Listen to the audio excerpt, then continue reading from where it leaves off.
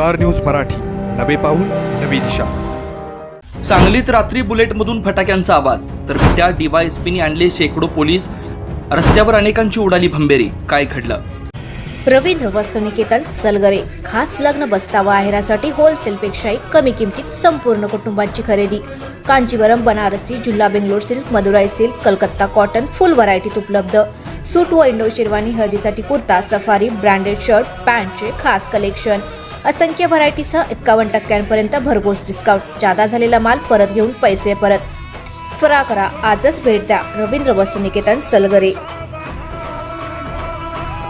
सांगली शहरात सायलेन्सरमध्ये बदल करून फटफट आवाज करत फटाके फोडणाऱ्या बुलेटस्वारांविरुद्ध कारवाई करण्यासाठी स्वतः सांगली पोलीस अधीक्षक संदीप घुगे रस्त्यावर उतरल्याचं पाहायला मिळालं. सांगली शहर आणि परिसरात गेल्या काही दिवसांपासून सुसाट बुलेटस्वारांनी उच्छाद मांडला होता.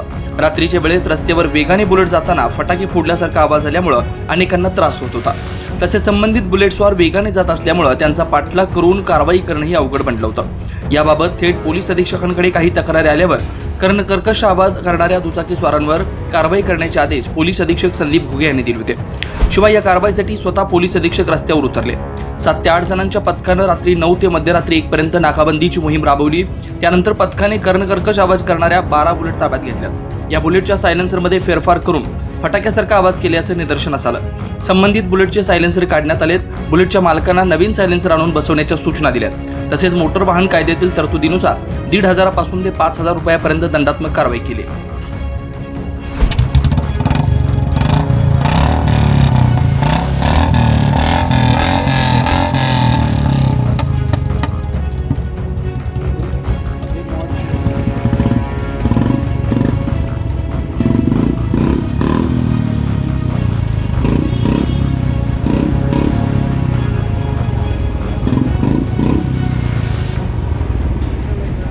तर दुसरीकडे विट्यात उपविभागीय पोलीस अधिकारी विपुल पाटील यांनी शेकडो पोलिसांच्या फौज फाट्यासह विटा शहरातून रूट मार्च काढलाय.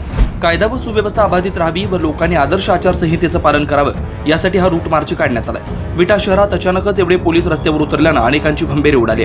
शहरासह ग्रामीण भागातही हे पथक जाणार असून अनेकांवर वॉच ठेवणार आहे. जे नियमांचं उल्लंघन करतील त्यांना पोलीस खाक्या दाखवलं जाईल असा इशारा यावेळी उपविभागीय पोलीस अधिकारी विपुल पाटील यांनी दिलाय. आगामी लोकसभा 2024च्या अनुषंगानं विटा शहरामध्ये आज CISF आणि जिल्हा पोलीस दलाच्या वतीनं रूट मार्चचं आयोजन करण्यात आलं होतं.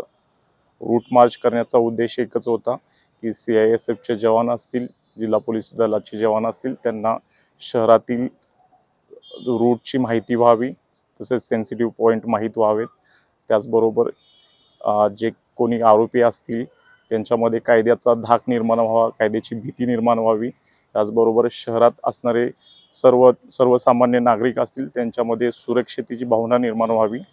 त्याचबरोबर येणाऱ्या 2024च्या लोकसभेच्या इलेक्शन आहेत त्या शांततेत व भयमुक्त वातावरणात व्हाव्या यासाठी आज रूट मार्चचं आयोजन करण्यात आलं होतं. आजच्या रूट मार्चमध्ये CISFचे अधिकारी, कर्मचारी, सर्व जवान होते. त्याचबरोबर विटा पोलीस स्टेशनचे सर्व अधिकारी व सर्व आमचे अंमलदार उपस्थित होते. त्याचबरोबर महसूल डिपार्टमेंट, त्याचबरोबर पंचायत समितीचे फायर ब्रिगेड असेल, आरोग्य विभागाचे ॲम्ब्युलन्सही समाविष्ट झाले होते आणि आजचा हा रूट मार्चचा प्रोग्राम केलेला आहे. त्याचबरोबर पुढच्या 3 दिवसामध्ये विटा सब डिव्हिजन अंतर्गत येणाऱ्या कडेगाव असेल, चिंचणी वांगे असेल, आटपाडे असेल या ठिकाणी रूट मार्च, दंगा कांबू योजना आयोजित केली जाईल. धन्यवाद. सध्या आचारसंहिता लागलेली आहे, लोकांना काय आवाहन करावं? आचारसंहितेमध्ये सर्वांनी आचारसंहितेचं काटेकोरपणे पालन करावं. कोणीही कायदा सुव्यवस्था निर्माण होईल असं कोणतेही कृत्य करू नये, कायदा हातात घेऊ नये. ज्या प्रसंगी पोलिसांची आवश्यकता असेल त्यांनी पोलिसांशी संपर्क साधून जी काय माहिती असेल, गोपनीय माहिती असेल तर ती पोलिसांपर्यंत पोहोचवावी. पोलीस योग्य ती ॲक्शन घेतील. थँक्यू. स्टार न्यूज मराठीसाठी चंद्रकांत जाधव, विटा. आपल्या परिसरातील लेटेस्ट बातम्या पाहण्यासाठी स्टार न्यूज मराठी YouTube चॅनलला आत्ताच सबस्क्राईब करा.